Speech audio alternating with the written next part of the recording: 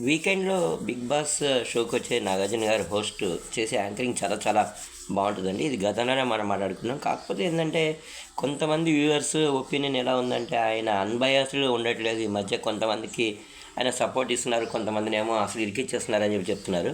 ఇది నా నా ఉద్దేశం ఏంటంటే, ఇది గేమ్‌లో పార్ట్ అయి ఉంటదండి జనరల్‌గా అనమాట. అలాగే నిన్న కూడా మనం చూసాం. ఈ స్నేక్ అండ్ ల్యాడర్ గేమ్ అసలు ఎందుకంటే అనవసరం కదా!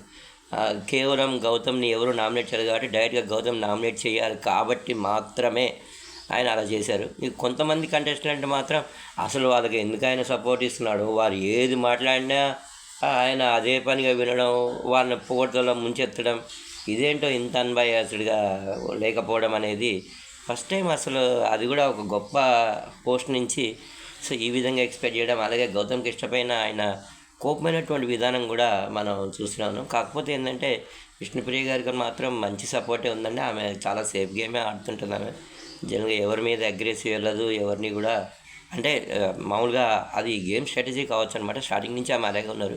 ఇక టేస్టీ తేజ వీరందరి సంగతి మనకు తెలిసిందే కదండి. అంతా మామూలుగానే వైల్డ్ కార్డ్ ఎంట్రీ ద్వారా వచ్చారు కాబట్టి. అయితే వైల్డ్ కార్డ్ ఎంట్రీ ద్వారా వచ్చినటువంటి గౌతమ్ కృష్ణ అంటే మరి హోస్ట్‌కి, బిగ్ బాస్ వాళ్ళకి నచ్చిన వాళ్ళకి కాంపిటీషన్ ఇస్తున్నాడనో ఏమో గానీ, ఆ లెవెల్‌లో విరుచుకుపడడం ఏంటండి బాబు! ఆయనని డైరెక్ట్‌గా నామినేట్ చేయించడం ఏంటి? ఇదంతా కూడా నాకసలు, నాకే కాదు చాలామందికి కూడా ఒక అర్థం కాని ప్రశ్నగానే ఉండిపోయిందనమాట. నిన్న ఓటింగ్‌లో మనం చూసాం.